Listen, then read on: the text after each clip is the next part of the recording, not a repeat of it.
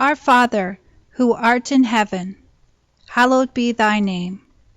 Thy kingdom come, thy will be done, on earth as it is in heaven. Give us this day our daily bread, and forgive us our trespasses, as we forgive those who trespass against us. And lead us not into temptation, but deliver us from evil. For thine is the kingdom, the power, and the glory, forever and ever. Amen.